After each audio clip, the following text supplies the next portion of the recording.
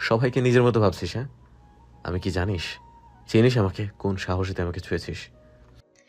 একটু শক্তপোক্তভাবে তরুণীর গলা চেপে ধরেছে বিভান। মেয়েটা চোখ বড় বড় করে ফেলেছে, জোরে জোরে নিঃশ্বাস নিচ্ছে। এর মধ্যেই শক্তপোক্ত হাতের একটা ঘুষি এসে পড়ল বিভানের গালে। ছেলেটা ছিটকে পড়ল মেঝেতে। ওষ্ঠের কোণা বেয়ে তরল রক্তের আবির্ভাব ঘটল সাথে সাথে। বিভান মাথা তুলে তাকালো, খুঁজলো এই ঘুষির উৎস। দেখতে পেল ওই তরুণীর পাশে এক তরুণ দাঁড়িয়ে আছে, রক্তচক্ষু নিয়ে তার পানেই তাকিয়ে রয়েছে। এর মানে এই ঘুষি এই মেরেছে। হয়তো এই তরুণীর চেনা জানা কিংবা সঙ্গী হবে এই ছেলেটা, তাই তো মেরেছে। বিভান উঠে দাঁড়ালো মেঝে থেকে, বৃদ্ধাঙ্গুলে ধারা মুছল ওষ্ঠের রক্ত। অতপর হুট করে সেও একটা ঘুষি বসিয়ে দিল ওই তরুণের নাক বরাবর। ছেলেটাও ছিটকে দূরে সরে গেল, তারও নাক ফেটে রক্ত গড়িয়ে পড়তে শুরু করলো। তবুও থামলো না সে, পাল্টা আক্রমণ করলো বিভানের উপর। দুজনের মধ্যে এবার বেশ শক্তপোক্তভাবেই মারামারি লেগে গেল। চারিদিকে হুলস্থুল পড়ে গেল তাদের মারামারিতে। কেউ ভিডিও শুরু করলো, কেউ উৎসুক হয়ে দেখতে এলো মারামারি, আবার কেউ ভয় পালানো বার থেকে। বার কর্তৃপক্ষ ছুটে এলো তাদের নিকট, জোরপূর্বক দুজনকে ছাড়িয়ে নিল দুদিকে। তবুও কি ছাড়াতে পারছে? তারা এখনো দুজন দুজনকে মারতে এগিয়ে যেতে চাইছে। শেষে আর উপায় না পেয়ে ওই বিদেশি তরুণকে বাড়ির ভেতরে রেখে বিভানকে বের করে দিল বাইরে। বিভান ক্রুদ্ধ হলো আরো। মারামারি দুজন করেছে, তাহলে তাকে একা কেন বের করবে? ওই বদমাসটাকে কেন ভেতরে রাখা হয়েছে? বিভান গলা উচালো, অশ্রাব্য ভাষায় গালি দিয়ে বলল, শালা, নিজের দেশের মানুষ বলে রেখে দিলি, সাহস থাকলে বাইরে বের করে দে। ওকে মেরে তারপর আমি জেলে যাই। ভেতর থেকে উত্তর এলো না কোনো। বিভান আরো কিছু অশ্রাব্য গালি দিল বার মালিককে। অতপর ঢুলু ঢুলু শরীরে পা বাড়ালো বাড়ির পানে। কিঞ্চিত সময় গড়াতেই বিভান পৌঁছালো বাড়িতে। গৃহপ্রবেশের পর নিজ কক্ষের পানে যেতে গিয়েও থেমে গেল সে। গতিপথ পরিবর্তন করে গিয়ে দাঁড়ালো রূপন্তীর কক্ষের সম্মুখে। হাত উঁচিয়ে মেয়েটার দরজায় ধাক্কা দিতে দিতে বলল, এই দরজা খোল বেয়াদব মেয়ে, আমার খিচুড়ি দে, ওইটা আমার ভাগের, তুই খাবি কেন? রূপন্তী ঘুমিয়ে পড়েছিল। হঠাৎ দরজায় করাঘাতে বিরক্ত হলো সে। একটু ঘুমিয়েছিল, তাও বুঝি এলো কি সহ্য হলো না। ঘুমের মধ্যেও জ্বালাতে চলে এসেছে, আবার কি সব খিচুড়ি খিচুড়ি করছে। রূপন্তী মনের মধ্যে একরাশ বিরক্তি নিয়ে বিছানা ছাড়ল। দরজার নিকট গিয়ে দরজাটা খুলল। অমনি চমকে উঠল সে। এ কি, বিভানের কি হয়েছে? ঠোঁটের এক কোণ কেটে রক্ত ঝরছে, কপাল ফেটে সেখানেও রক্তের আভাস। ফর্সা গালটা লাল বর্ণ ধারণ করেছে, চুলগুলো কেমন এলোমেলো। কোনো সড়ক দুর্ঘটনায় কবলে পড়েছে নাকি, না কেউ মেরেছে? দেখে তো মনে হচ্ছে কেউ মেরেছে, কিন্তু কে এমন রাজকার্যটা করেছে যে মেরে এই অভদ্র লোকের সুন্দর মুখের নকশাই বদলে দিয়েছে? রূপন্তী প্রশ্ন করবে তার আগেই মুখ খুলল বিভান। চড়া গলায় বলল, আমার খিচুড়ি কই? জড়া গলায় বলল। আমার খিচুড়ি কোথায়? রূপন্তী অবাক হলো। যে খিচুড়ি খাবে না বলে চলে গেল, এখন আবার থোবড়া বিগড়ে এসে জিজ্ঞেস করছে খিচুড়ি কোথায়? এর মাথা কি খারাপ হয়েছে, নাকি পাগল টাগল হয়ে গেছে? কেমন একটা বিশ্রী গন্ধ এসে নাকে লাগলো রূপন্তীর। আবার বিভানকেও কেমন ঠিক লাগছে না। চোখ দুটো রক্তিম বর্ণ ধারণ করেছে, শরীর ঢুলু ঢুলু, কেমন মাতাল মাতাল লাগছে। আচ্ছা, বিভান আবার মদ টদ খেয়ে বাড়ি ফেরেনি তো? বহির্বিশ্বের এই দেশগুলোতে তো আবার এইসবের পানীয় সেবনের প্রচলন রয়েছে। মেয়েটা চোখ বড় বড় করেই তাকালো বিভানের পানে, অবিশ্বাস্য কণ্ঠে শুধালো, আ- আপনি মদ খেয়েছেন? বিভান দৃষ্টি দুর্বল, তবে সে উত্তর দিল না মেয়েটার করা প্রশ্নের, বরং আবারও শুধালো। রূপন্তীর সন্দেহ এবার বিশ্বাসে পরিণত হলো। বুকটা কেঁপে উঠল মেয়েটার। সর্বনাশ! কাল থেকে তো এই লোক ছিল বদ অহংকারী অভদ্র, এখন হয়েছে মাতাল। বদ অহংকারী অভদ্র লোককে তো যা একটু বিশ্বাস করা যায়, কিন্তু মাতালকে তো বিশ্বাস করা যায় না মোটেই। তার উপরে আবার মুখের নকশাও বিকৃত। নিশ্চয়ই মাতাল অবস্থায় কারোর সাথে মারামারি করে এসেছে। রূপন্তীর ভয় লাগলো, সাথে হৃদয়ে বিভানের প্রতি আরো নেতিবাচক ধারণা তৈরি হলো। লোকটার এত অধপতন হয়েছে এই বিদেশের মাটিতে এসে। হয়তো এইসব দেশে এগুলো খুব সাধারণ, কিন্তু তাদের দেশে তো নয়। বিদেশের মাটিতে এসে নিজের দেশের সংস্কৃতি ঐতিহ্য বিসর্জন দেওয়া মানুষগুলো বরাবরই রূপন্তীর অপছন্দের তালিকায় ছিল। আর সেই তালিকায় বেশ বড়সড় স্থান জুড়ে আজ নাম লেখালো বিভান। মেয়েটার ভাবনার মধ্যেই বিভান তাকে ঠেলে ঠুলে পা বাড়ালো কক্ষের ভেতর। হকচকিয়ে উঠল রূপন্তী। এ কি, এই মাতাল অভদ্র লোকটা নিজ কক্ষে না গিয়ে তার কক্ষে ঢুকছে কেন? সাথে সাথেই বিভানের পথ আগলে দাঁড়ালো মেয়েটা, বাধা প্রদান করে বলল। এ কি, আপনি আমার রুমে কেন ঢুকছেন? বিভান মানল না রূপন্তীর বাধা, তাকে ঠেলে ঠুলে নিজের লম্বা চড়া শরীরটা কক্ষের ভেতরে নিয়ে গেল।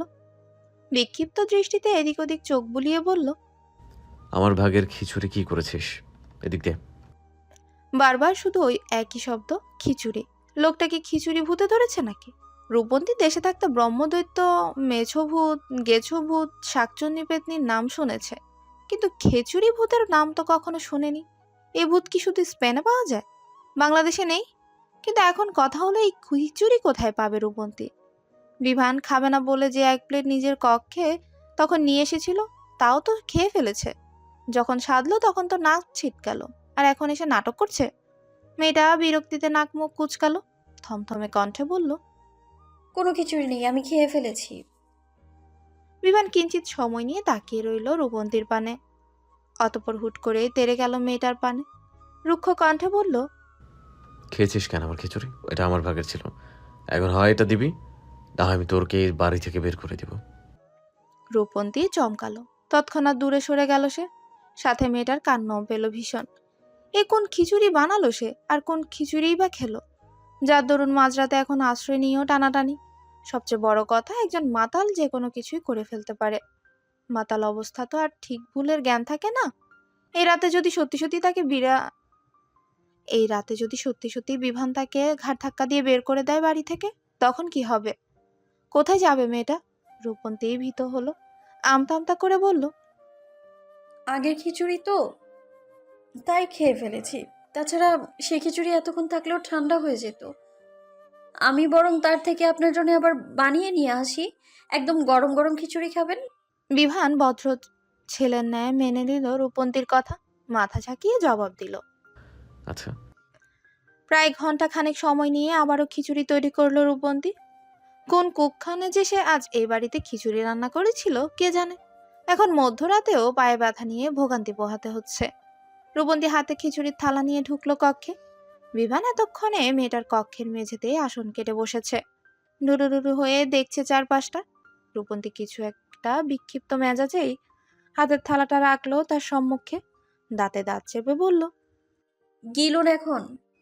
থালা ভর্তি খিচুড়ি দেখে আনন্দে গদগদ হলো বিভান।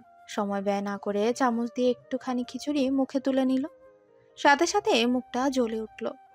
ওষ্ঠের পাশে কাটা স্থানে বোধহয় খাবারের কিঞ্চিত অংশ লেগেছে, তারই ফলাফল এটা। চেঁচিয়ে উঠল বিভান, কাঁদো কাঁদো স্বরে বলল।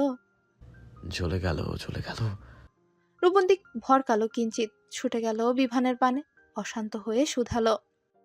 কই, কি হয়েছে? কোথায় চলে যাচ্ছে দেখান আমায়। বিভান বাচ্চাদের ন্যায় ঠোঁট উল্টে দিল, আঙ্গুল দ্বারা নিজের গালে কপালে উষ্ঠে আঘাতপ্রাপ্ত স্থানগুলোর পানে ইশারা করে বলল। কোথাও জ্বলছে তো কোথাও ব্যথা করছে।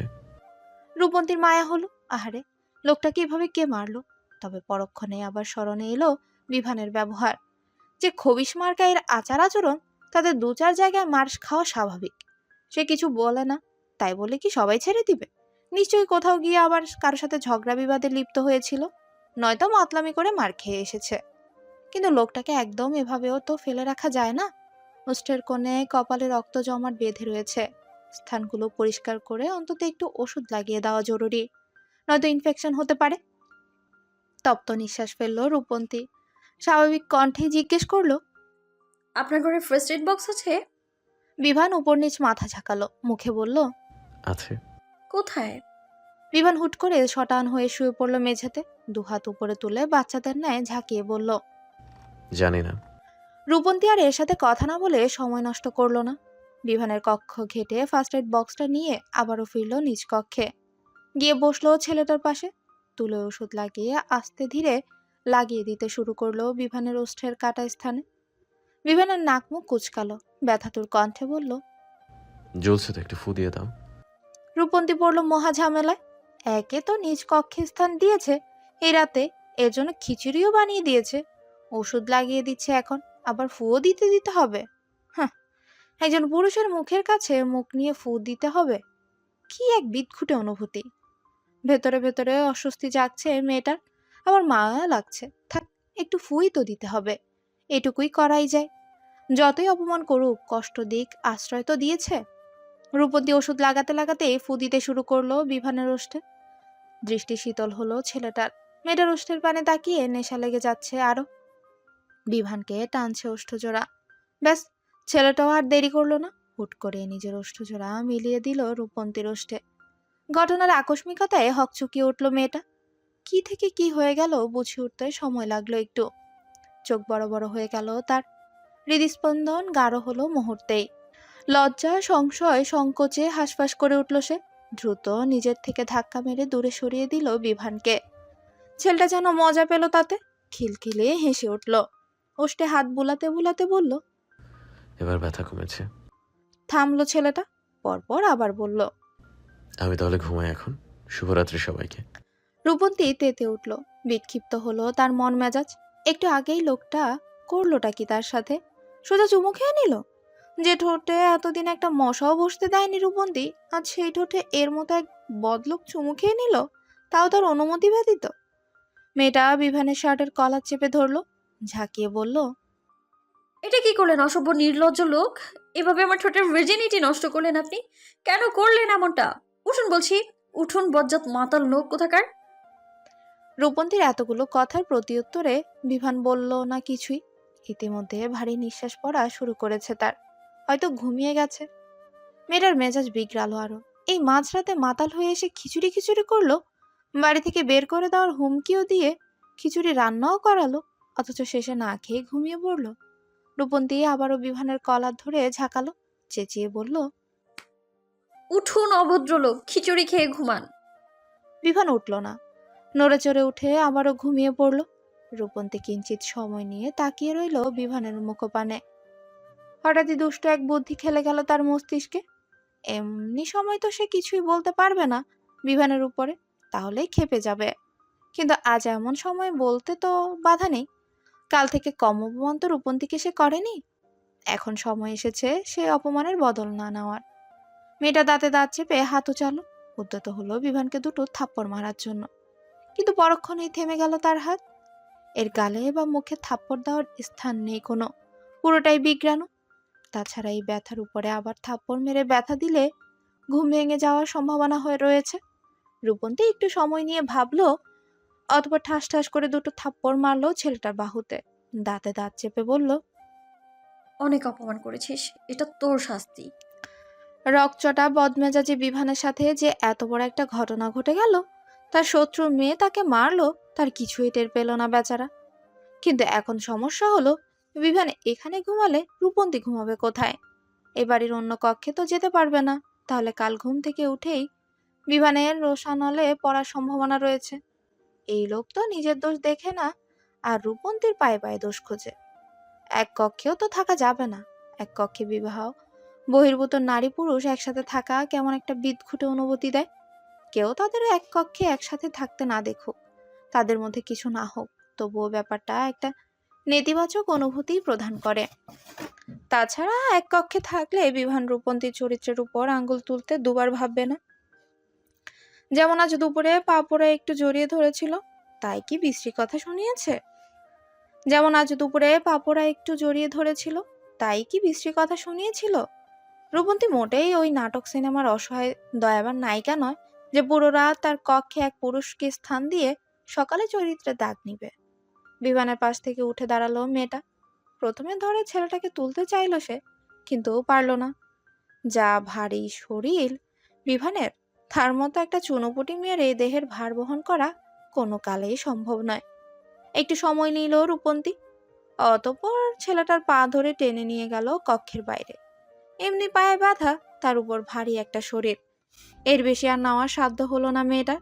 তার কক্ষের বাইরে মেঝেতে একটা বালিশ দিয়ে তাতে শুইয়ে দিল বিভানকে। দয়া করে আবার একটা কাঁথাও জড়িয়ে দিল শরীরে। অতঃপর নিজের কক্ষে ঢুকে দরজাটা বন্ধ করে দিল। চারিদিকটায় সূর্যের উজ্জ্বল আলোয় ভরে উঠেছে। চারিদিক থেকে সেই উজ্জ্বল আলো এসে চোখে লাগলো বিভানের।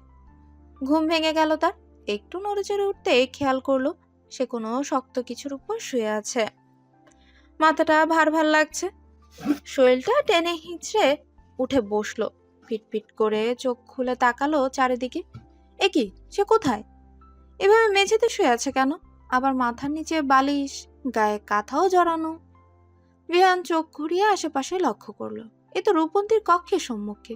নিশ্চয়ই এই মেয়েটা তার সাথে কিছু করেছে, নয়তো এখানে শুয়ে থাকবে কেন? বিভান উঠে দাঁড়ালো। রেগে মেগে করাঘাত করলো রূপন্তীর দরজায়, চেঁচিয়ে বলল, আমি দরজা খোলো, তাড়াতাড়ি দরজা খোলো। ঘুমের ঘোরেই আকস্মিক এহেন চড়া কণ্ঠের ডাক শুনে ধরফড়িয়ে উঠল রূপন্তী। সাথে বিরক্তিও হলো বেশ। সারা রাত তো এই মাতাল লোক ঘুমাতেই দেয়নি একটু, এখন সকাল সকাল উঠেও চেঁচামেচি শুরু করেছে। এ বাড়িতে রূপন্তী এসেছে এখন আর সপ্তাহখানেকও অতিবাহিত হয়নি, এরই মধ্যে জীবন অতিষ্ঠ করে তুলেছে। নাকমুখ কুচকে বিছানা ছাড়লো মেয়েটা। বিছানার পাশে ফেলে রাখা ওড়নাটা শরীরে জড়িয়ে হেলে দুলে গিয়ে দরজাটা খুলল। কণ্ঠে একরাশ বিরক্তিতা নিয়ে বলল, সমস্যা কি? ষাঁড়ের মতো চেঁচাচ্ছেন কেন? বিভান চোখ তুলে তাকালো। রুক্ষ কণ্ঠে কোনো বাক্য আওড়ানোর আগেই থমকে গেল সে।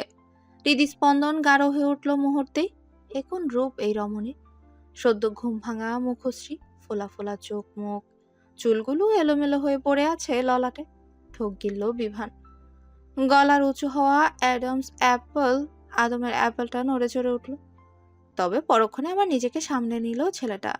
এসব সে কি ভাবছে, তাও শত্রুর মেয়েকে নিয়ে? বিভান জোরে জোরে কয়েকটা নিঃশ্বাস নিয়ে নিজেকে ধাতস্থ করলো।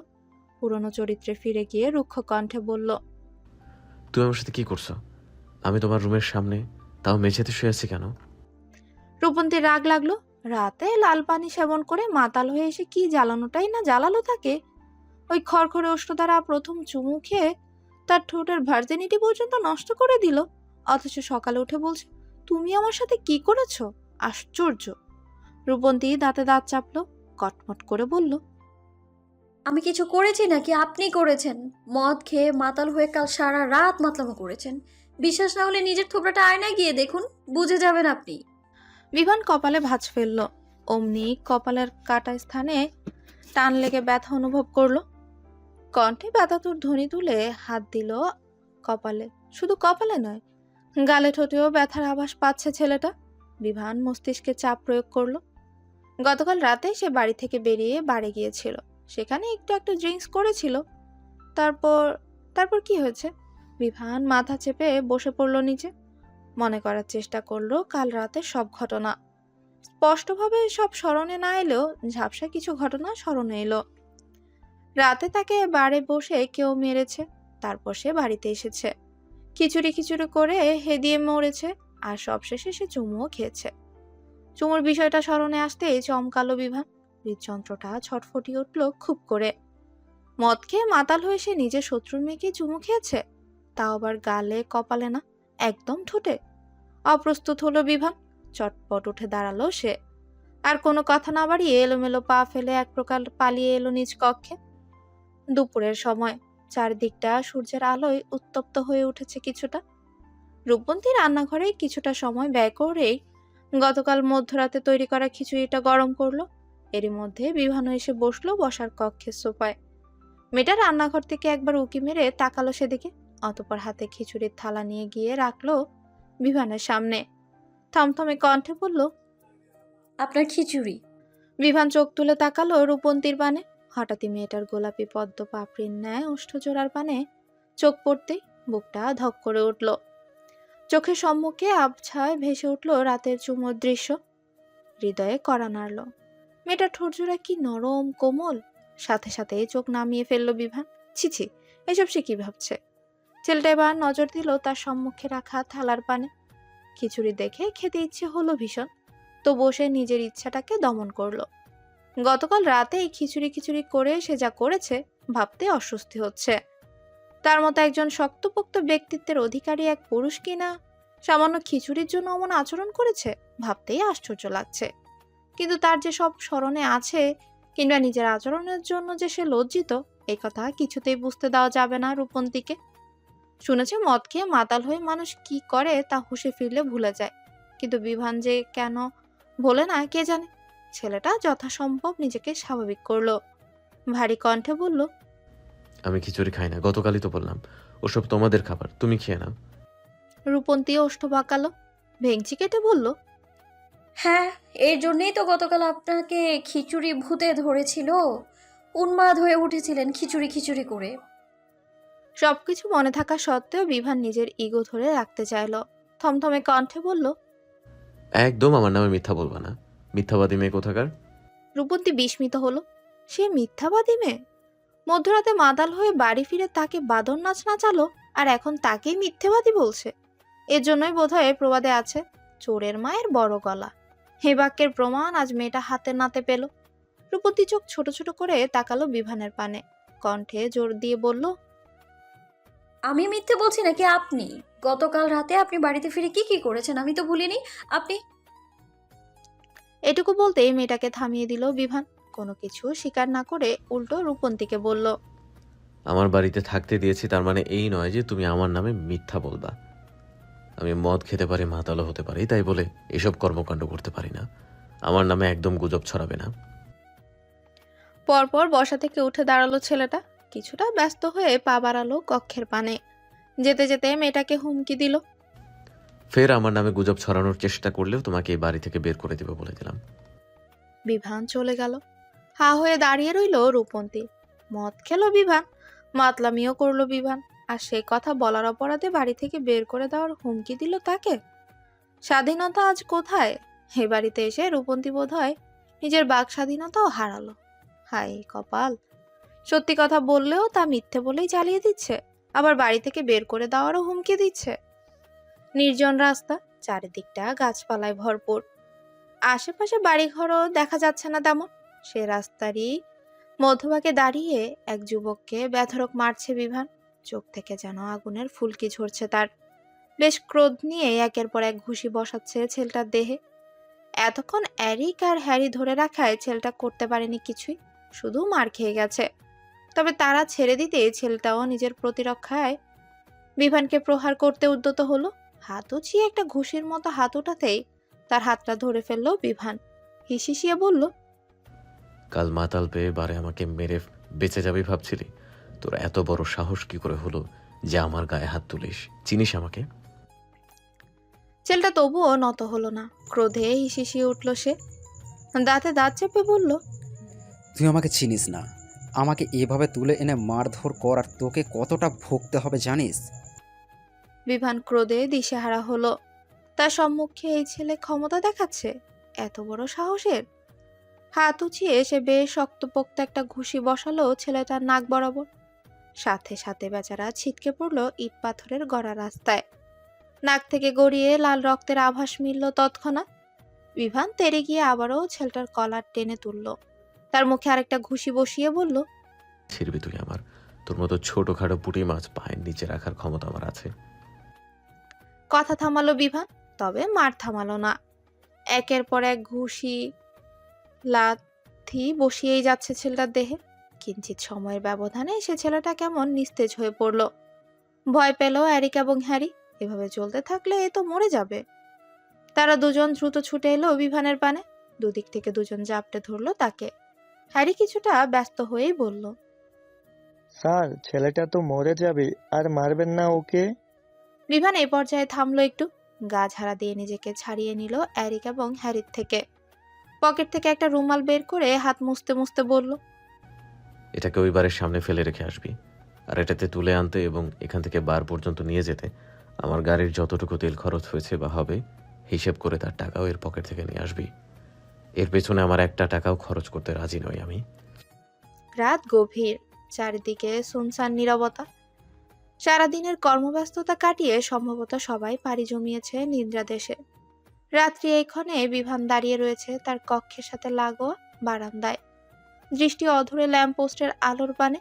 হাতে একটা জ্বলন্ত সিগারেট জ্বলজ্বল করছে। হৃদয়ে ব্যথার আগুন জ্বলছে ভীষণভাবে। নিজেকে বড্ড অসহায় লাগছে তার আজ। একাকিত্বরা ঘিরে ধরেছে চারিদিক থেকে। আপন মানুষ ব্যতীত বড্ড একা হয়ে উঠছে সে। বিভানের বয়স তখন মাত্র 15 বছর। বাংলাদেশের মাটিতে বাবা মা দাদা দাদিকে নিয়ে বেশ আনন্দে এবং শান্তিপূর্ণই দিন কাটছিল তার। ভালোবাসার অভাব কিংবা অর্থের অভাব কোনোটাই ছিল না তখন। তারপর এলো সেই ভয়ালো রজনী, যেদিন বিভানের নিকট থেকে তার প্রিয় বাবা মাকেই কেড়ে নিল সৃষ্টিকর্তা। সেদিন ছিল বিভানদের এক আত্মীয়র মেয়ের বিয়ে। তাদের পুরো পরিবারকে বিয়েতে আমন্ত্রণ জানিয়েছিল তারা। তবে পরের দিনই বিভানের পরীক্ষা থাকায় সে যেতে পারেনি। ছেলেটা একাই বাসায় থাকবে বিধায় দাদা দাদিও তার সাথে থেকে গিয়েছিল। অনুষ্ঠানে যায়নি। সেদিন অনুষ্ঠানে গিয়েছিল শুধুমাত্র তার বাবা মুরাদ ইয়াফি এবং মা বিপাশা বেগম। তাদের ড্রাইভার হিসেবে ছিলেন রূপন্তীর বাবা সালাম হোসেন। তারপর হঠাৎই মধ্যরাতে কল আসে তাদের গাড়িটা নাকি সড়ক দুর্ঘটনার কবলে পড়েছে। ঘটনাস্থলে মারা গেছেন বিপাশা বেগম এবং মুরাদ ইয়াফি, এবং সালাম হোসেন হাসপাতালে ভর্তি। বাবা মায়ের এমন মর্মান্তিক সংবাদ শুনে সহ্য করতে পারেনি বিভান। চিৎকার করে কেঁদে উঠেছিল। পরের দিন আর পরীক্ষাটাও দেয়া হলো না তার। উম্মাদের ন্যায় ছুটে গিয়েছিল হাসপাতালে। সেখানে গিয়ে আর বাবাকেও পেল না। বিভান পৌঁছানোর আগে তার বাবাও শেষ নিঃশ্বাস ত্যাগ করেছিলেন। তবে বেঁচে গেলেন সালাম হোসেন। টানা 1 মাস হাসপাতালে কাটিয়ে সুস্থ হয়ে উঠলেন তিনি। কিন্তু সালাম হোসেনের সেই সুস্থতা মেনে নিতে পারল না বিভান। ততদিনে তার মনে এক বদ্ধ মূল ধারণা জন্মে গিয়েছিল যে সালাম হোসেনই তার বাবা মার খুনি। সে যদি আর একটু সাবধানতা অবলম্বন করে গাড়ি চালাতো তবে কোনো দুর্ঘটনাই ঘটতো না, তার মা বাবা বেঁচে থাকতো। বিভান তার দাদা দাদিকে বলেছিল সালাম হোসেনকে বের করে দেওয়ার কথা, কিন্তু তারা দিলেন না। মুরাদ ইয়াফি এবং বিপাশা বেগমের খুনি হিসেবে তারা সালাম হোসেনকে স্বীকারই করলেন না। উল্টো সড়ক দুর্ঘটনা এবং ভাগ্যের দোহাই দিয়ে কেটে পড়লেন। বিভান পুলিশের দ্বারস্থ হলো। তারাও সকল ঘটনা তদন্ত করে জানিয়ে দিলেন তার বাবা মায়ের মৃত্যুর কারণ সড়ক দুর্ঘটনা ব্যতীত আর কিছুই নয়। তবে বিভানের মন তা মানতে চাইল না। দিনের পর দিন চোখের সম্মুখে সে সালাম হোসেনকে সহ্য করতে পারছিল না। অতঃপর একদিন সিদ্ধান্ত নিল যে সে নিজেই সালাম হোসেনকে বাড়ি থেকে বের করে দিবে। সে সিদ্ধান্ত অনুযায়ী কাজও করলো, কিন্তু বাধা হয়ে দাঁড়ালো তার আপন দাদা দাদি। তারা বের করে দিতে দিলেন না সালাম হোসেনকে, উল্টো চোটপাট দেখালেন তার উপর। তারপর থেকে দাদা দাদিও কেমন অসহ্য হয়ে গিয়েছিল তার নিকট। কাউকে সহ্য করতে পারছিল না সে। শেষে সিদ্ধান্ত নিল সে আর বাংলাদেশেই থাকবে না। সিদ্ধান্ত অনুযায়ী মামা মামিদের সাথে কথা বলে বাংলাদেশ ছাড়লো বিভান। পাড়ি জমালো স্পেনে। আর তারপরই একাকী জীবন। তবে বিভান বাংলাদেশে যায় সকলের আড়ালে। প্রতি বছর তার বাবা মায়ের মৃত্যুবার্ষিকীর দিনে সে বাংলাদেশে যায়। বাবা মায়ের কবর জিয়ারত করে, তাদের নামে এতিমখানায় খাবার দেয়। তারপর আবার চলে আসে স্পেনে। একা একা থাকে এই বিশাল বদ্ধ বাড়িতে। নিজ মনে কথাগুলো ভাবতে ভাবতে হঠাৎ ছেলেটা অনুভব করলো তার হাতটা একটু জ্বলে উঠছে। অতীতের ভাবনা থেকে বেরিয়ে এলো সে। তাকালো হাতের পানে। হাতে জ্বলন্ত সিগারেটটা জ্বলতে জ্বলতে তার হাতে এসে লেগেছে। দীর্ঘশ্বাস ফেললো বিভান। মলিন হেসে বলল, তুইও এখন জ্বালাতে চাইছিস আমাকে, তবে জ্বালিয়ে দে। জ্বালিয়ে পড়ে রাগ করে দে আমার ভেতরটার মতো বাইরেটাও। সুন্দর এক ভোরের সূচনা। চারিদিকটা আলোয় আলোয় ভরে উঠেছে। রূপন্তীর পায়ের ব্যথা আগের তুলনায় কিঞ্চিত কমেছে, যদিও এখনো হাঁটতে একটু কষ্ট হয়, কিন্তু করার যে কিছুই নেই। আজ থেকে তার কলেজ শুরু। এখানে এসেছে তো পড়াশোনা করতে, আর প্রথম দিনই যদি কলেজ কামাই করে, ব্যাপারটা মোটেই দৃষ্টি আনন্দ নয়। ভাগ্যিস কলেজের প্রয়োজনীয় কাগজপত্র সব জুবায়েদা বেগম আগে থেকে তার জন্মবল দ্বারা জমা করেছিল, নয়তো সেসব নিয়ে এখন আবার আরেক ঝামেলায় পড়তে হতো। রূপন্তী কলেজে যাওয়ার উদ্দেশ্যে নিজেকে তৈরি করে নিল। আকাশি রঙের একখানা 3 পিস পরে আজ নিজের শরীরে জড়িয়েছে। কানে ছোট ছোট কানের দুল, লম্বা চুলগুলো বেনুনি করে ফেলে রেখেছে পিঠে, আর ওষ্ঠে হালকা গোলাপি লিপস্টিক। ব্যাস, এইটুকু সাজিয়ে মেয়েটাকে মোহনীয় করে তুলেছে। রূপন্তী আরেকবার নিজেকে দেখে নিল আয়নায়। অতঃপর কাঁধে একটা ব্যাগ ঝুলিয়ে বেরিয়ে পড়লো বাইরে। বসার কক্ষে আসতেই দেখা মিলল বিভানের। প্রতিদিন এই ধনির দুলালের ঘুম ভাঙে দুপুরে। আজ এত তাড়াতাড়ি উঠতে দেখে বেশ অবাকই হলো রূপন্তী। তারপর আবার শার্ট প্যান্ট হাঁকিয়ে পটের বাবুর ন্যায় গায়ে নিয়ে বসে রয়েছে সোফা দখল করে। হয়তো কোথাও যাবে তাই। টাইগার ঘুরঘুর করছে তার পায়ের কাছে। তবে রূপন্তীকে দেখে টাইগার বিভানকে উপেক্ষা করে ছুটে এলো তার কাছে। লেজ নেড়ে নেড়ে শরীর ঘষল মেয়েটার পায়ের সাথে। রূপন্তীর কুকুর ভীত আগের তুলনায় একটু কমলেও পুরোপুরি কমেনি। মেয়েটা ঢোক গিলে দ্রুত সরে গেল দূরে। টাইগারও তার সাথে সাথে এগিয়ে গেল রূপন্তীর পানে। আবারও গা ঘষল তার পায়ের সাথে। মেয়েটা ভয়ে চোখ মুখ খিচে বন্ধ করে নিল। কিছুটা গলা চড়িয়ে বলল, আপনার কুত্তার বাচ্চাকে আমার কাছ থেকে দূরে সরান। রূপন্তীর কণ্ঠস্বর শ্রবণে আসতেই তার পানে চোখ তুলে তাকালো বিভান। অমনি থমকে গেল বেচারা। হৃদস্পন্দন গাঢ় হলো পূর্বের তুলনায়। মেয়েটাকে যেন আজ একটু বেশি স্নিগ্ধ লাগছে, ঠিক যেন ওই নীল আকাশের ন্যায়। বিভান আনমনে অস্পষ্ট স্বরে আওড়ালো।